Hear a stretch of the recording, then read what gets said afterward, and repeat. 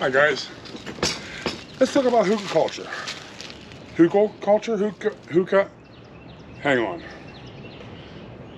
Let me ask Alexa. Alexa, how do you spell hookah culture? Hookah culture? Hookah culture. According to the Old Farmer's Almanac, put simply, Hugelkultur is a centuries-old, traditional way of building a garden bed from rotten logs and plant debris. Well, there you go. Let's talk about that on the homestead. We were fortunate enough to have a bunch of trees taken down on the homestead recently. And that being said, this is what you got. It's cheaper to leave them here, but I had to use them. So what do? I wait.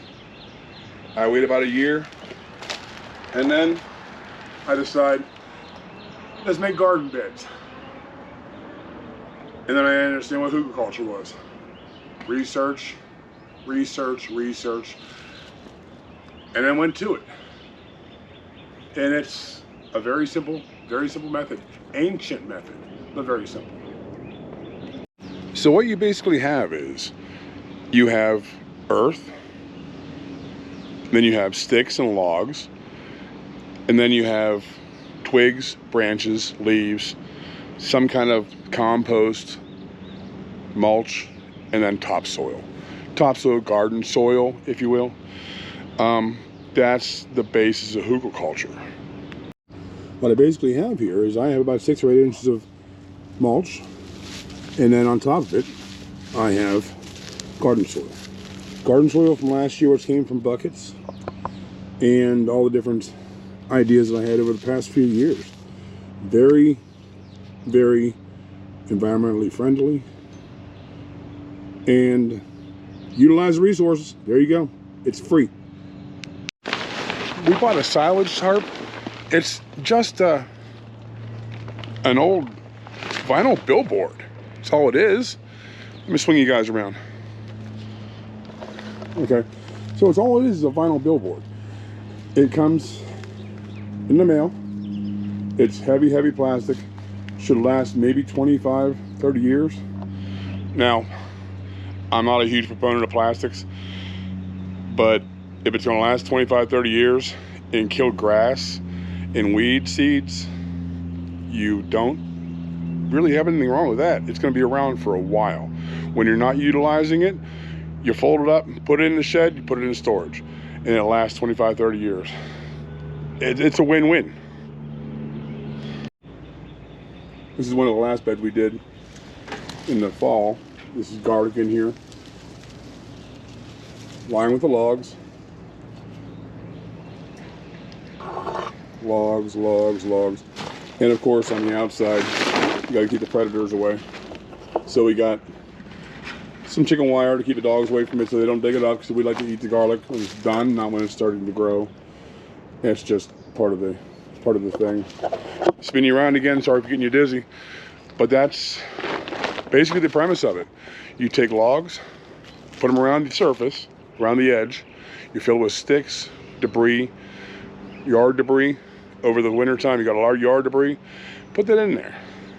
Then you put mulch, leaves on top of that. Then you put your dirt on top of that. Compost, dirt. Got to be good compost.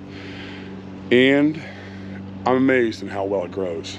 I had 5-gallon buckets for years, and they worked, but they were a maintenance nightmare. The sun got to them. They cracked. As soon as you moved them, they cracked. Now I have close to 200 buckets sitting around that are total waste. Will this last the test of time? Probably not. But then again, the buckets that are man-made in plastics didn't last. The sun got to them, they broke apart, they degraded. It's a win-win if you ask me. So let's go over the bucket theory again. So each one of these from the random store, I'm not sure where it comes from, is between $5 and $10. Now, How sustainable is this? Look at this. Look. It crumbles apart in your hand. I mean,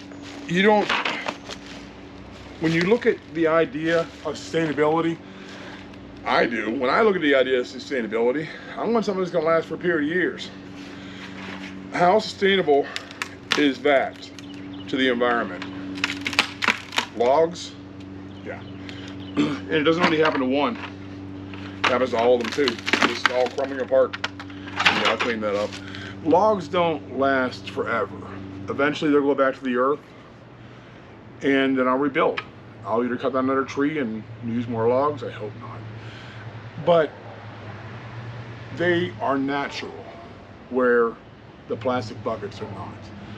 That's one of the reasons why I switched, because the buckets, first of all, cost. I don't like giving away my money. If I give it to somebody else, then I don't have it. So the logs, although I obtained them from somebody that cut down trees for me, they're at least sustainable. They're a natural product. I get it if you live in a small environment, a patio, an apartment, a condo, where that's all you have and you don't have land. Guys, we live in a 1/4 acre here. We allocated something unobtrusive to plant a garden, and I'm not sure if Little Miss was aware of it at the time, but she likes it. She likes the fresh food. She likes the sustainability options. Neither one of us like the idea of a world full of plastics that goes in a landfill. So, well, if you want some plastic buckets, we got some. They may have holes in them, all of them. 150 of them, I think I counted, over the last few years that I bought.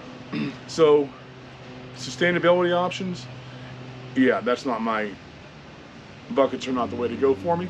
I went with the logs because, yeah, they will decay, they will go back to the earth eventually, but all in all, it's better for the environment than the plastics, isn't it? Very simple. I mean, here we go. Let me show you. Let me spin you around here. So here we go. There's your plastics. There's a number of them. There's stacks over here. There's stacks over yonder. They're everywhere. So if you want to go for plastics, go right ahead. If that's all you have the option to, go for it. You're doing something. You're growing something. Every day you don't grow, you've wasted. With the price of food nowadays, yeah. Maybe I want to rant right now. I'm sorry. But that's basically why we're doing it. Sustainability. Make sure we can, afford our stuff. Basically, instead of paying somebody else for it. Sounds good? So you start with cut down trees. You put the silage tarp or the vinyl billboard on top of it. And here you go. Very simple. It should be ready for growing season in about a couple weeks, maybe.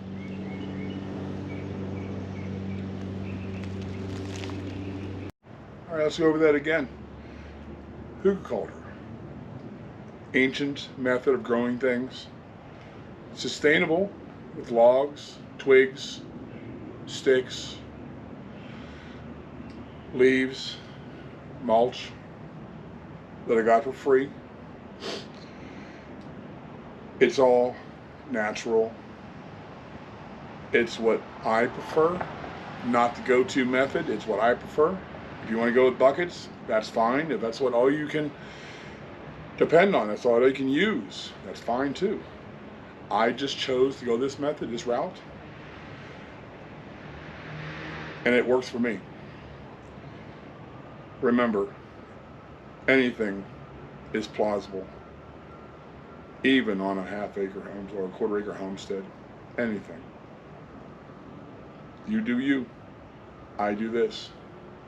Let's grow something.